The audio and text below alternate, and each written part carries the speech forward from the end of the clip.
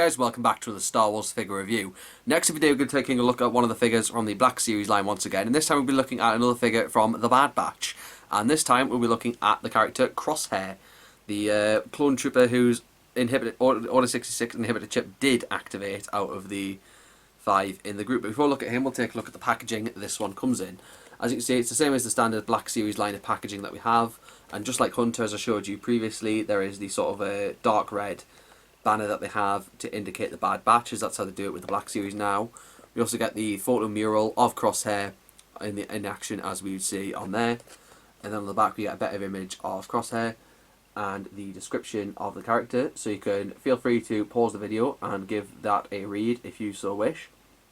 But yeah, it's the same old Black Series packaging that we got there. This time, obviously I said themed to be the Bad Batch, and it just looks really cool. Gives the figure the dark red, sort of helps echo the dark times that have sort of entered during this. And as I said before, this packaging all is completely 100% recyclable, so that is something you can do if someone who wants to sort of doesn't really keep it after reviews.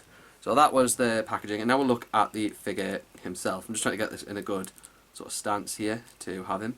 There we go. So Crosshair is here, and as I said, he is the one trooper out of the group whose inhibitor chip does activate for Order 66. So Crosshair originally appeared in the Bad Batch arc of the Clone Wars Season 7. He appeared in the first 4 episodes and then they got Echo to join them. So that brought the group of the Bad Batch up to 5 members, and then they reappeared in the premiere episode of the Bad Batch, in which they were assisting Depa Bilaba and Caleb Doom. Order 66 was activated, and Crosshair was the only one who was really responding to it, and ended up shooting at Caleb Doom, while Hunter, Echo, Tech and Wrecker were confused as to what was going on, and Crosshair now fights with the Empire from Kamino. From the rest of the thing, whilst in the show, Hunter, Echo, Wrecker and Tech are out with the other character Omega and being hunted down by basically they're being hunted down by Crosshair. So yeah, that's what comes from the series, from what we know so far. Whether or not when Crosshair ends up either getting killed or redeemed is to be confirmed. Really, we'll have to wait and see what happens later on as the show goes on. So that's something to look forward to. So getting to what's really well done with this figure first is Hasbro have really gone out with creating this one, just like they did with Hunter. They've really gone out with making this figure look really good. They did it the first time around really well when they did Hunter, and they did it just as well with this one. I've just moved down the rangefinder there because it is move downable. They've actually got that nicely done because they've given him that little damage to his helmet, because of course in the Clone Wars, that Crosshair lost an eye sort of thing. That's why he has that mark in the helmet, to sort of have it, and that was to help with his aiming on there. Well, because he has his sniper rifle, which he is equipped with here, and that points at nicely down where it uses when he's shooting. So you can of course lift that back up, so it sits nicely there. The blaster, on the other hand, is it's a big sniper, that's for certain. Like it literally is as long as I'm making the camera shot there, and on the back you can actually have him carry it. So what you do to make him carry it is you take out his hands, and you basically just have to separate it here across the middle. So you just sort of pull it apart. It just takes a little bit of effort, and then you can just take it apart like that. It then settles in. There's the little slot down there that takes the big pack of the rifle, and then there's a little peg on the side here, and a little slot there. The other side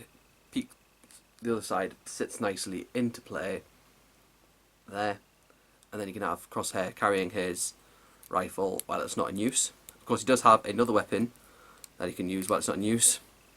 Basic blaster pistol, like what Captain Rex wields.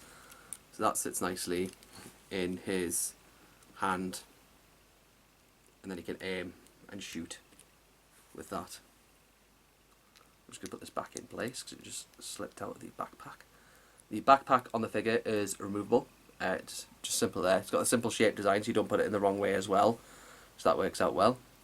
So you can have Crosshair now down on his side there, and of course the helmet on him is removable. And for a character that's not been played by an actor on screen, this, again, just like Hunter and like they've done with Rex previously, this facial sculpt is just excellent. It's really showed his battle-torn damage that he has. He's been shot in the eye. You can tell there. That's why he's a member of. That's one of the reasons he's a member of that Bad Batch corporation group. Clone Force 99. There we go. That was what I was thinking of. So there is that damage there with the scarring. They've really done that well. Like, he looks like a real rough soldier, as we've seen in the war.